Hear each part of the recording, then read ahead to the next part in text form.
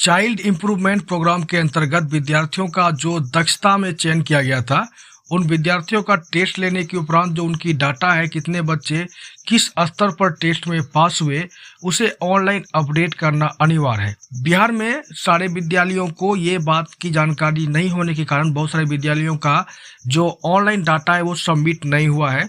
मैं आपको बताना चाहूँगा कि दिसंबर महीने के लास्ट में यानी कि 2024 दिसंबर में ही उन दक्षता पास वाले बच्चों का प्रथम मूल्यांकन होना था और मूल्यांकन के उपरांत उनकी जो डाटा थी, कितने बच्चे किस स्तर तक भाषा और गणित में विकास किए हैं, इसके बारे में ऑनलाइन सबमिट करना था।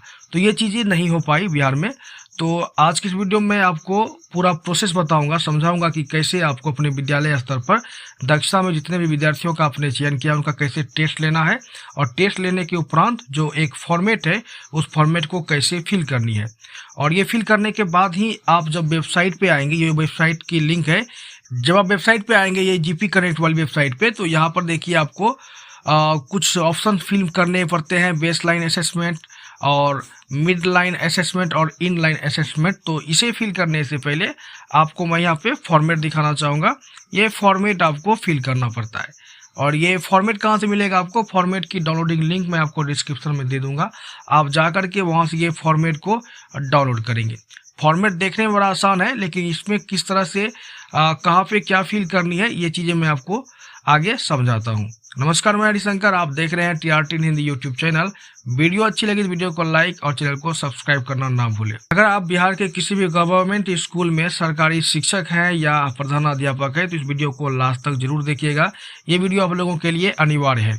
अब यहाँ पर मैं आपको बताना चाहूँगा, जब वेबसाइट के अंदर आप आते हैं, किसी भी असेसमेंट को जब आप ओपन करेंगे तो यहाँ पर कुछ ऑप्शन आपसे पूछे जाते हैं।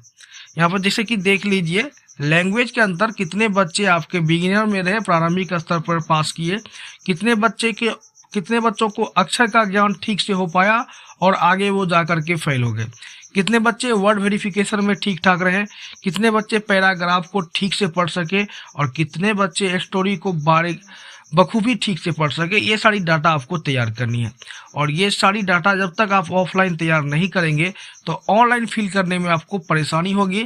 संख्या का इधर उधर मेल जोल होने से आपका सबमिट नहीं होगा, तो फिर आप परेशान हो जाएंगे।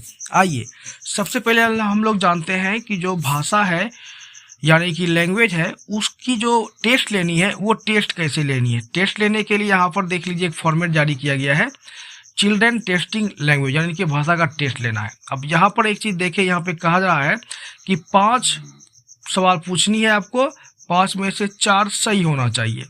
हाँ, अब जैसे हम लोग बच्चे को अक्षर पढ़वाते हैं, अब यहाँ पर इस बॉक्स में जितने भी सारे अक्षर हैं, अक्षर को एक एक करके पहचान करा रहे हैं। अगर बच्चे ने 5 में से 4 अक्षर सही से पढ़ लिया तो हम लोग समझ जाएंगे कि बच्चे को अक्षर का ज्ञान हो चुका है। लेकिन अगर बच्चे अक्षर को नहीं पढ़ पा रहे हैं, 5 में से 4 को भी सही से नहीं बता रहे हैं, तो वो बिगिनर यानी कि प्रारंभिक स्तर में होंगे। अब यहाँ पर इस बात को हम लोग फॉर्मेट में समझते हैं, जैसे कि हमने बच्चे का नाम, अभिभावक का नाम, आयु, लड़का है या लड़की है और कक्षा को फिल करना है। कक्षा फिल करने के बाद यहाँ भाषा स्तर दक्षता जांच में आनी है। अब जो बच्चे अक्षर को पढ़ी कि 5 अक्षर में से 4 अक्षर को ठीक से नहीं पढ़ पा रहे हैं, उस बच्चे को यहाँ प्रारंभिक स्तर में उस बच्चे की संख्या को आपको लिखनी है। ठीक है, उस बच्चे के नाम के बगल में यहाँ पे देखिए आपको टिक लगा देनी है। ठीक है, मान लेते हैं कि यहाँ पे जैसे बच्चे का नाम हमने कुछ लिखा, उसकी सारी डिटेल्स को डाल दी और वो बच्चा क्या है, प्रारंभिक स्तर तक ही जानकारी प्राप्त कर रहा है, तो प्रारंभिक स्तर पे आकर के हम सही का निशान दर्ज कर देंगे।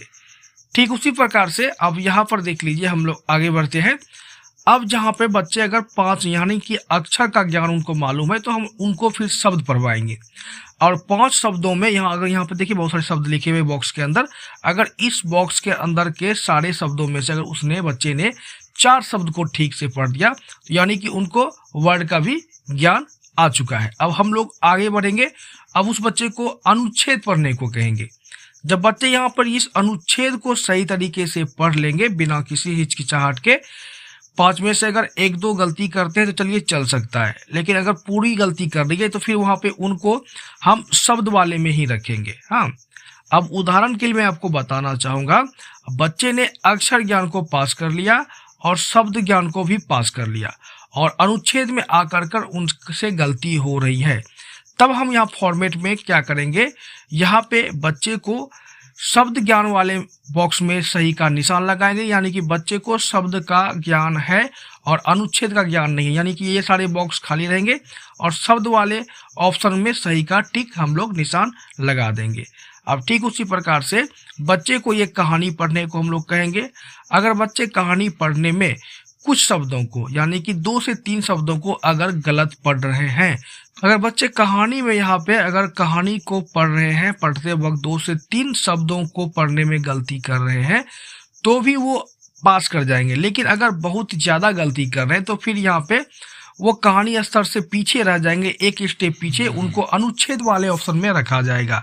और जो बच्चे कहानी को फराटेदार पढ़ रहे हैं, उन बच्चे के नाम के बगल में यहाँ इस फॉर्मेट में यहाँ जो लास्ट का ऑप्शन है कहानी, वहाँ पे सही का निशान लगा देंगे। इस तरह से आप लोग हर एक बच्चे का भाषा स्तर पे दक्षता जांच कर सकते हैं।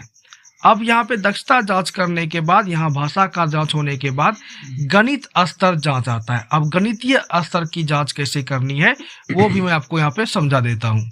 अब यहाँ पर देखिए, ये एक फॉर्मेट है गणित टेस्टिंग के लिए। अब यहाँ पर देखिए कहा जा रहा है 2 करे दोनों सही होने चाहिए, यानी कि यहाँ पर आप देखेंगे फॉर्मेट के अंदर, तो यहाँ पर कहा जा रहा है गणित में प्रारंभिक अंक ज्ञान, संख्या ज्ञान, जोड़ घटाव भाग।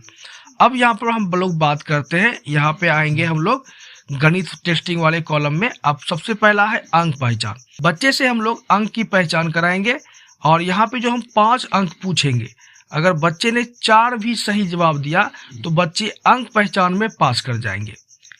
उसके बाद हम बच्चों को फिर यहाँ पे संख्या पहचान करवाएंगे। अगर बच्चे यहाँ पे अंक पहचान पास कर जाते हैं तो हम लोग एक स्टेप आगे बढ़ेंगे।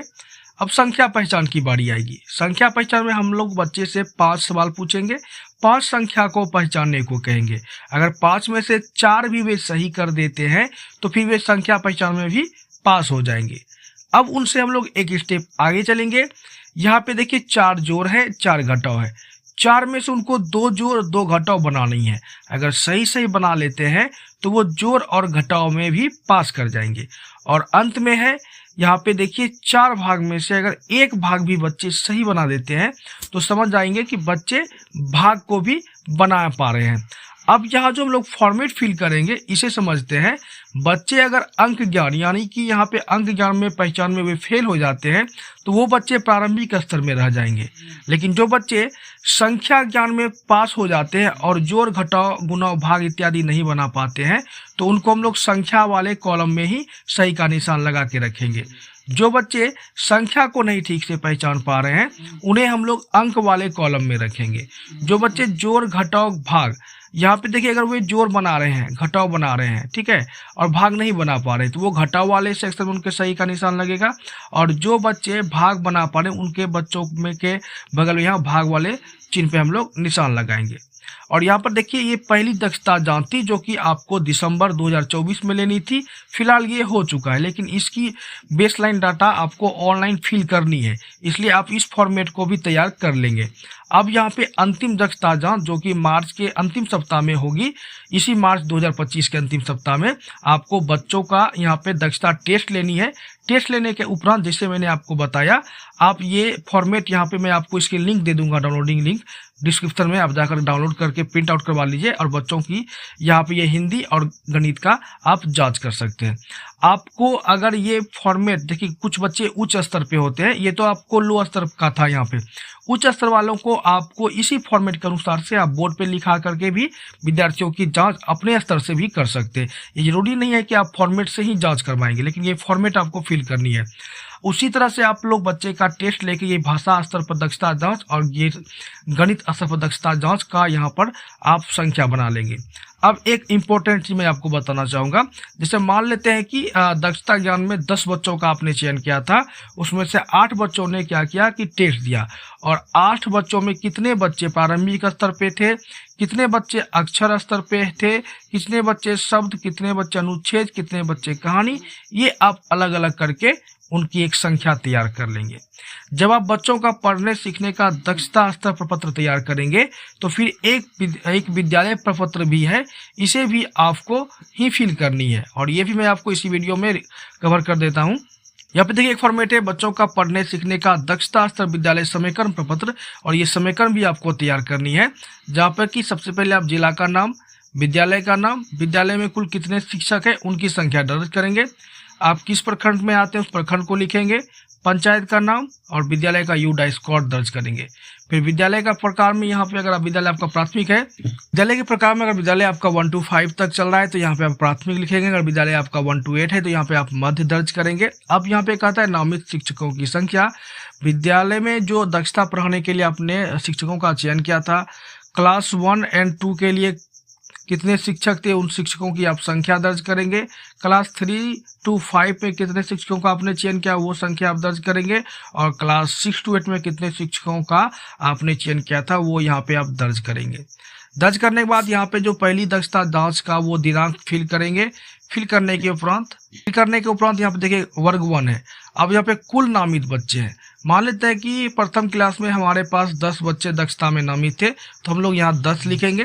अब कुल दक्षता जांच के बच्चे, यानी कि हो सकता है कि 10 में 10 बच्चे विद्यालय में उपस्थित ना हुए हो, कुछ बच्चे एब्सेंट हो, तो जितने भी बच्चों का आपने टेस्ट लिया वो टेस्ट के संख्या को आप यहाँ पे दर्ज करेंगे। अब यहाँ पे कुल दक्षता जांच वाले बच्चों की संख्या लिखने के बाद ये जो 8 बच्चों ने टेस्ट दिया है, इन 8 बच्चों में आप संख्या को बांट लेंगे। टेस्ट के अनुसार से आपको पता होगा कितने बच्चे प्रारंभिक स्तर पे थे, कितने अक्षर ज्ञान को ठीक पढ़ पाए, कितने बच्चे शब्दों को ठीक से पढ़ पाए, कितने बच्चे अनुच्छेद पढ़ पाए और कितने बच्चे कहानी पढ़ पाए।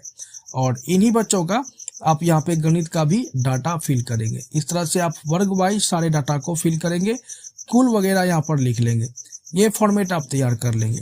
जब ये आपका फॉर्मेट तैयार हो जाएगा, ये 2 फॉर्मेट जब आपका तैयार हो जाएगा तब जा करके आपको ऑनलाइन आना है और जीपी कनेक्ट की यहाँ पे बेसलाइन वगैरह फिल करनी है। मैं आपको अगले वीडियो में ये बेसलाइन किस तरह से फिल करनी ताकि आपसे कोई गलती ना हो मैं बता दूंगा। अगर ये वीडियो अच्छी लगी हो तो वीडियो को लाइक, चैनल को सब्सक्राइब कीजिए और अगर ये कुछ मेरी बातें आपको समझने में परेशानी हो रही हो आप कमेंट्स कीजिए, मैं आपके सारे सवालों का जवाब दूंगा। धन्यवाद।